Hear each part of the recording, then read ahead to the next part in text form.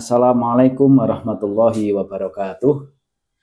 Bismillah, alhamdulillah, wassalatu wassalamu ala rasulillah wa ala alihi wa mawalah amma ba'd. Talabani mardatillahi ta'ala walinaili ulumin nafi'ah wali ijabatil mas'ul ala hadihin niyah as-solihah syai'ulillahi walanal fatihah. A'udhu billahi minasyaitonir rajim. Bismillahirrahmanirrahim. Alhamdulillahi rabbil alamin ar-rahmanirrahim maliki yaumiddin. Iyyaka na'budu wa iyyaka nasta'in ihdinas siratal mustaqim siratal ladzina an'amta 'alaihim ghairil maghdubi 'alaihim waladdallin. Rabbighfirli wa liwalidayya wa lil mu'minina. Para jamaah mustami'in mustami'at rahimakumullah, mari kita mengaji bersama. Pada pagi hari ini kita akan membahas tentang wudhu. Babul wudhu'i, bab berkenaan dengan wudhu. Sebelum saya menyampaikan penjelasan tentang wudhu, terlebih dahulu kita akan memberi pemaknaan terhadap teks yang ada di dalam kitab At-Targhib wa Tarhib ini, di mana di dalam kitab ini termuat hadis-hadis berkenaan dengan ubudiyah, muamalah, dan lain-lain. Babul wudhu'i, bab tentang wudhu. Qala al-muallif rahimahullah ta'ala wa nafa'ana bihi wa bi'ulumihi fid dharaini amin. Babul wudhu'i utawi iki iku bab tentang wudhu. At-targhibu fil wudhu'i wa fi isbaghihi. At-targhibu utawi iki iku ndemenake fil wudhu'i ing dalem wudhu wa fi isbaghi lan ing dalam nyempurnaake wudu. Anjuran untuk berwudu dan menyempurnakannya. Wa tarhibu lan meden-medeni min adamil isbaghi saking ora anane nyempurnaake, wa ma lan barang yuqalu kang den ngendikake apa ma ba'dal wudu'i ing dalem sakwise wudu. Dan ancaman terhadap ketiadaan penyempurnaan wudu dan hal-hal yang akan diucapkan setelah wudhu, hal-hal yang bisa diucapkan setelah wudhu. Qala Allah Ta'ala, Allah berfirman, Ya ayyuhallazina amanu idza qumtum ilas sholati faghsilu wujuhakum wa aydiyakum ilal marafiqi wamsahu bi ru'usikum wa arjulakum ilal ka'bain. Al-Maidah ayat 6. Ya ayyuhallazina amanu, he eleng-eleng pira-pira wong kang padha iman, idza kumtum ing dalem nalikane jumenengi sapa sira kabeh jumenengi ila sholati maring salat, faghsilu mongko padha mbasuha sira kabeh. Basuha wujuhakum ing pira-pira wajah sira kabeh, wa aydiyakum lan pira-pira tangan sira kabeh. Oleh mbasuh tangan ilal marafiqi maring sikut, wamsahu lan padha ngusapa sira kabeh, ngusapa piru usikum ing sirah sira kabeh, ing pira-pira sirah sira kabeh, wa arjulakum lan basuha ing pira-pira sikil sira kabeh, oleh basuh ilal ka'baini maring tumeka maring polok loro.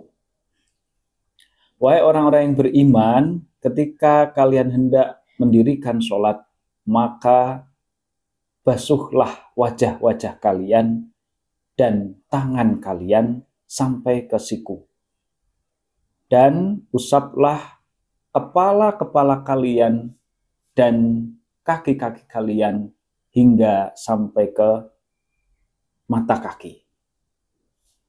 Di dalam ayat ini mengandung penjelasan bahwa ketika kita hendak mendirikan sholat, maka terlebih dahulu harus melakukan wudhu dengan tata cara sebagaimana yang ada di dalam ayat ini. Pertama, tentu kita harus membasuh wajah. Nah, dalam prakteknya, di saat kita membasuh wajah ini, maka di dalam madhab Syafi'i dan Imam madhab Hambali, kita harus menyertakan dengan niat di dalam hati. Niat itu apa? Niat itu adalah fi'lu syai'i muqtarinan bi fi'lihi.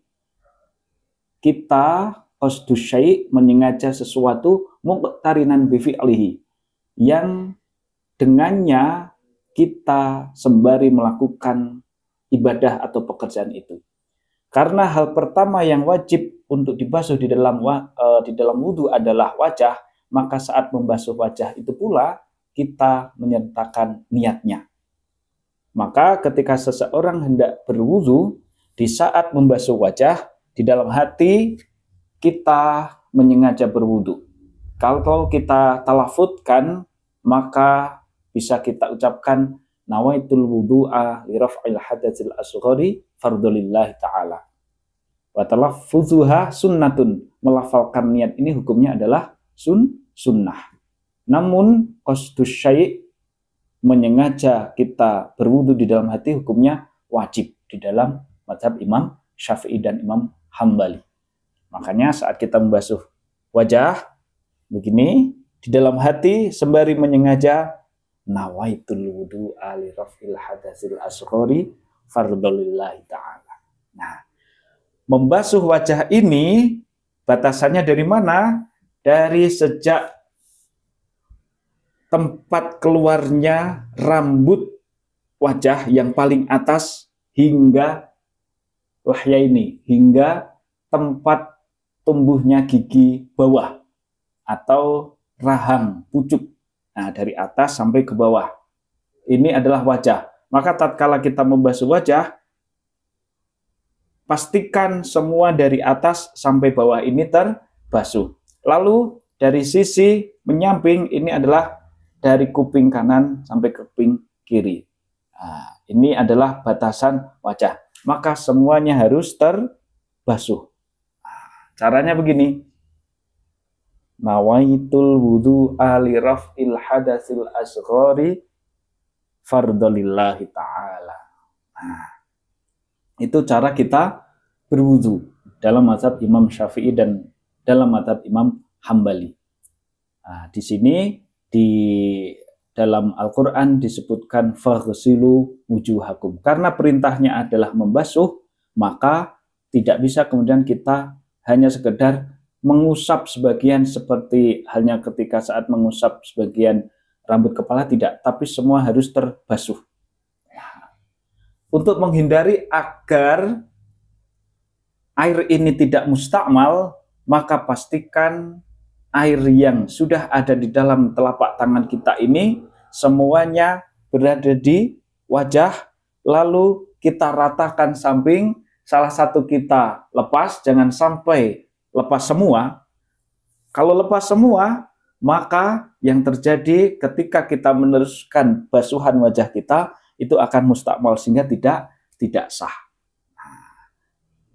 Maka saat kita berwudu, pastikan bahwa air yang kita gunakan untuk membasuh wajah ini semuanya hukumnya suci mensucikan, tidak hanya suci saja. Lalu kemudian kita membasuh kedua tangan. Dalam membasuh kedua tangan bisa dengan sekali-sekali, bisa dua kali langsung boleh. Langsung 3 kali dalam sekali basuhan boleh. Nah, kebiasaan kita adalah membasuh sekali dalam putaran 3 kali. Itu untuk mempermudah hitungan. Maka demikian juga boleh. Dan seterusnya, termasuk membasuh sebagian kepala. Kalau dalam mazhab Imam Maliki harus keseluruhan rambut kepala ini, nah, dari depan sampai ke bawah. Tapi kalau dalam mazhab Imam Syafi'i cukup sebagian saja.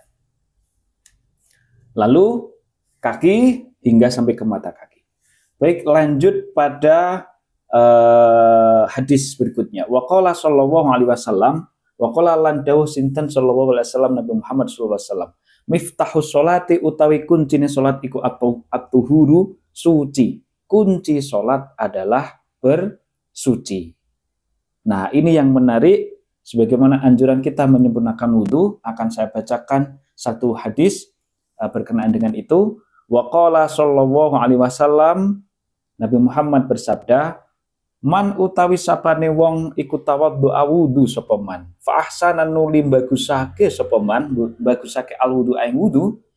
Siapa yang berwudu lalu ia memperbagus wudunya, wa sholla lan sholat sapa man sholat rakaataini ing 2 rakaat, lalu dia sholat 2 rakaat, lam yuhaddits halih ora nyeritani sapa man, ora nyeritani nafsu ing awak dhewe man fihi ma ing dalem rakaataini, lalu dia ketika sholat itu tidak ada sedikit pun pembicaraan berkenaan dengan bisyai'in minad dunya, bisyai'in kelawan suci-suci minad dunya saking dunya, ketika sholat 2 rakaat tidak terlintas sedikit pun di dalam hatinya suatu pembahasan pembicaraan tentang dunia, kharaja mongko metu sapa man min dzunubi saking pira-pira dosa man, kaya umi waladathu kaya dene dinande den lahirake ing man sapa ummuhu ibune man, kaya umi waladathu kaya dene dina nglahirake ing man sapa sing lahirake ummuhu ibune man. Siapa yang berwudu lalu dia memperbagus wudunya, kemudian dia melakukan 2 rakaat sholat yang tidak terlintas sedikit pun pembicaraan mengenai dunia di dalam sholatnya itu, maka dia akan keluar dari dosa-dosanya sebagaimana ia keluar dari rahim ibunya. Baik, sampai di sini barangkali ada yang hendak ditanyakan. Assalamualaikum warahmatullahi wabarakatuh. Waalaikumsalam warahmatullahi wabarakatuh. Ustadz Mustaqim, perkenankan saya hendak bertanya terkait dengan toharoh bersuci yang tadi telah disampaikan oleh Ustadz dalam satu kitab At-Targhib wa Tarhib. Pertanyaan saya, ketika kita berwudu, kemudian tadi disampaikan oleh Ustadz harus niat dalam hati ketika membasuh wajah. Itu biasanya saya itu kalau wudhu itu tidak diawali dari wajah dulu Ustadz, tapi dari membasuh kedua tangan, terus kumur-kumur, terus menghirup air ke hidung, terus ketika membasuh kedua tangan saya melafalkan niatnya. Dan saya belum tahu kalau niat itu ternyata harus dalam hati Ustadz. Yang benar ini bagaimana niatnya? Saya lafalkan ketika begini, terus saya niat dalam hati, atau niatnya itu ketika membasuh muka Ustadz? Baik. Itu pertanyaan pertama Ustadz. Baik. Yang kedua, tadi dibacakan ayatnya, itu kok tidak ada mengusap telinga Ustaz. Baik. Padahal ketika saya berwudu itu biasanya mengusap kedua telinga. Lah ini hukumnya apa Ustaz? Mengusap kedua telinga itu wajib atau sunnah, fardu atau apa? Terima kasih Ustaz. Assalamualaikum warahmatullahi wabarakatuh. Waalaikumsalam warahmatullahi wabarakatuh. Assalamualaikum warahmatullahi wabarakatuh. Waalaikumsalam warahmatullahi wabarakatuh. Terima kasih. Begini Ustadz, saya mau bertanya tentang yang sudah terjadi, yang sering saya dengar, kalau ada orang yang sedang berwudu, diajak bicara, itu kalau misalnya menjawab jawaban dari orang itu, apakah wudunya itu batal atau diulangi lagi? Begitu saja Ustadz, terima kasih. Wassalamualaikum warahmatullahi wabarakatuh. Baik, pertanyaan yang sangat bagus dari jamaah. Yang pertama berkenaan dengan cara memasang niat atau bagaimana semestinya ketika kita berwudu itu menempatkan niat. Baik, biasanya yang terjadi ketika berwudu, banyak di antara kalangan muslimin itu melafalkan niatnya ketika membasuh tangan di awal itu. Nah, memang itu hukumnya adalah sunnah.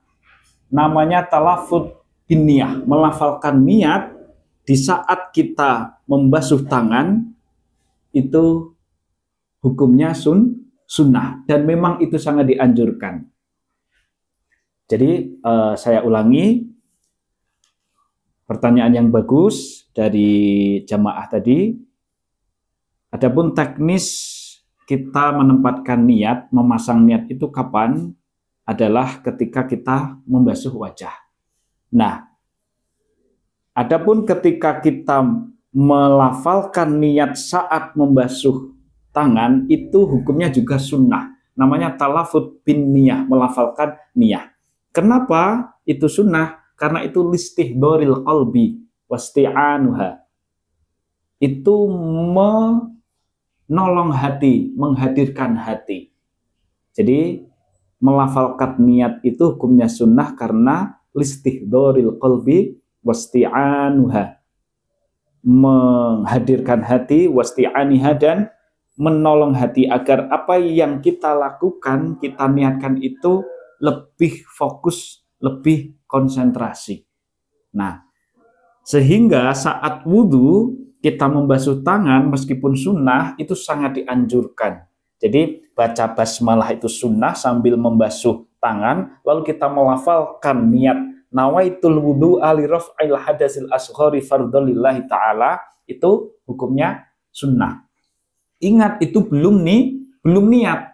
Niat itu tadi saat kita membasuh wajah. Nah, setelah membasuh tangan, biasanya kita berkumur-kumur. Itu juga sunnah.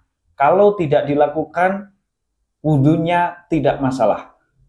Tapi tidak mendapatkan keutamaan ataupun kesunahan. Habis itu, lalu kita menghirup air melalui hidung, ya kan? Itu namanya istinsyak. Ya, istinsyak itu juga sunnah. Setelah kita basuh, kita pastikan air masuk ke dalam lubang hidung, lalu kita semprotkan melalui hidung. Itu namanya istinsar. Nah, itu juga sunnah. Ketika kita berwudu masih ada cukup waktu dan tidak ada orang berantrai, kemudian airnya juga cukup, tidak mengalami krisis air, maka sebaiknya kita isbagh, menyempurnakan wudu itu. Boleh, silahkan. Dan itu sangat banyak manfaatnya dan juga sangat agung keutamaannya atau fadilahnya. Nah, tiba saatnya kita membasuh wajah itulah, mencuci wajah atau membasuh wajah itulah, maka niat itu kita tempatkan. Karena apa? Karena rukun wudhu itu ada 6. Satu adalah an-niyah, niat itu sendiri. Qasdus syai'i muqtarinan bi fi'lihi, menyengaja sesuatu bebarengan dengan melakukan sesuatu itu. Wa mahalluha al-qalbu, tempatnya ada di dalam hati. Dilakukan fi awal ibadah, di saat pertama kali melakukan ibadah yang menjadi rukun yang wajib itu. Lalu watalafuzuha sunnatun, melafalkan niat hukumnya sunnah. Lalu rukunnya adalah setelah niat itu ghuslul wajhi, membasah wajah. 2, lalu ghuslul yadaini ma'al marofiki atau ma'al mirfaqaini dalam Safinatun Najah, membasuh wajah sampai ke siku. Lalu mashu ba'dir roksi, tuh mashu ba'dir syai'i minar roksi, membasuh sebagian dari rambut kepala. Nah, baru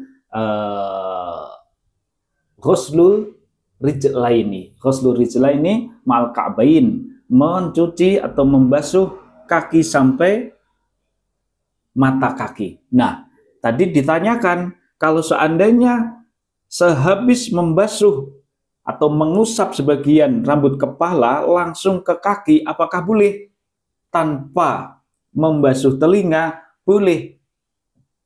Karena yang menjadi rukun dari wudhu itu adalah ketika sudah membasuh, mengusap sebagian rambut kepala, membasuh kaki. Makanya di dalam ayat ini tidak disebutkan membasuh atau mengusap udhunain, kedua telinga, tidak ada, karena memang itu bukan rukun. Jadi misalkan kita terburu-buru hendak melakukan sholat berjamaah karena kita tahu si imam itu sudah hampir ruku, ya kan? Maka kita langsung begitu saja, langsung membasuh wajah.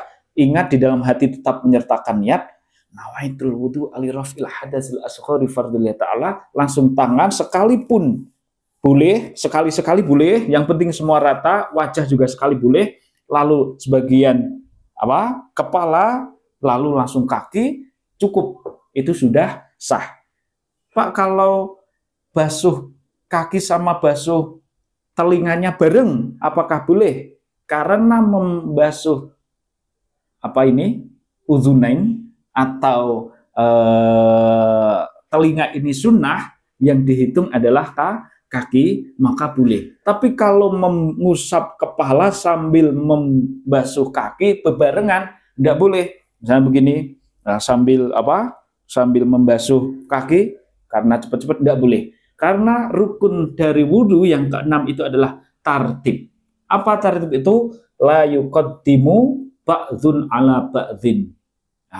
La yuqaddimu abwun ala abwin atau udwun ala udwin. La yuqaddimu udwun ala udwin. Tidak boleh anggota satu terdahului oleh anggota yang lain, sebagaimana runtutan ayat yang ada di dalam surat Al-Maidah ayat 6 ini.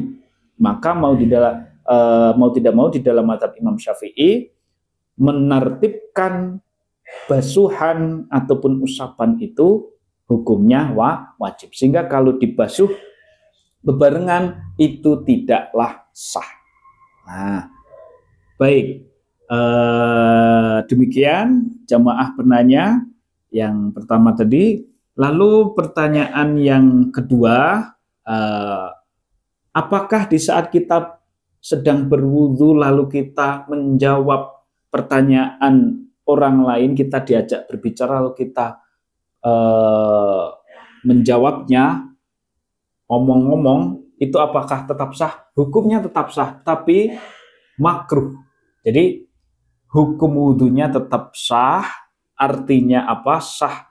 Wudhu kita itu tetap lestari sesuai dengan ketentuan syariat karena rukunnya terpenuhi, akan tetapi kita dimakruhkan atau dibenci mengingat saat berwudhu semestinya kita hudur, hati kita hudur, karena di dalam setiap basuhan-basuhan anggota tubuh dalam wudhu itu kan ada bacaan-bacaan doanya. Nah, di saat kita membasuh wajah, taruhlah kita diajak ngomong, boleh kita menjawabnya, tapi hukumnya makruh dan wudhunya tetap sah. Begitu ya, jamaah. Baik, terima kasih. Kita lanjutkan satu hadis tentang isbat, tentang menyempurnakan wudhu yang tadi sempat ditanyakan oleh jamaah. Wa qala sallallahu alaihi wasallam, Nabi Muhammad bersabda, "Ida tawaddo'a nalikane wudu sapa al-abdu kawula al-muslimu kang muslim." Ketika seorang hamba muslim berwudu, fatamabmado mongko nuli kekemu sapa al-abdu al-muslim, lalu dia berkumur, kharajat mongko metu opo al-khotoya piro-piro keluputan min fihi sangking tutuke abdun. Maka keluar semua kesalahan-kesalahan, dosa-dosa tutup atau mulut keluar dari dirinya. Jadi ketika kita berwudu lalu kita berkumur-kumur, seluruh kesalahan-kesalahan atau dosa-dosa akibat perbuatan mulut ya akan keluar ketika kita berwudu. Sempat berkumur, ya tentu adalah dosa-dosa kecil yang akan keluar dari mulut kita. Faidas tansaro mongko indal nalikane nyemprotake banyu saking irung sapa abdun, ketika seorang hamba itu kemudian menyemprotkan air dari hidungnya setelah istinsyak menghirup air, maka kharajat mongko metu apa al khotoya piro-piro kesalahan min anfi sangking irungi abdun, maka akan keluar kesalahan-kesalahan dari hidungnya. Fa idza ghasala mongko ing dalem nalikane basuh sapa abdun, ketika dia membasuh wajahu ing wajahi abdun, pada wajahnya kharajas mongko metu sing metu al khotoya pira-pira keluputan, maka kesalahan-kesalahan min wajhi dari wajahnya, kesalahan-kesalahan dari wajahnya akan keluar. Hatta tahruja min tahti asfari ainaihi, hatta tahruja sehingga metu apa khotoya min tahti asfari ainaihi, saking ngisore telapu ane mata lorone abdun. Ketika kita membasuh wajah kita, maka kesalahan-kesalahan akibat dari wajah kita yang sempat lirik sini, lirik situ, yang sempat kita tidak memasang wajah ceria di hadapan saudara kita, yang sempat cemberut, yang sempat kecewa, yang sempat tidak mengenakan hati saudaranya, itu akan keluar hingga dari telapuan itu min tahti asfari ainihi, hingga sampai ke kelopak mata. Jadi kelopak mata kita yang mungkin ada dosanya keluar semua.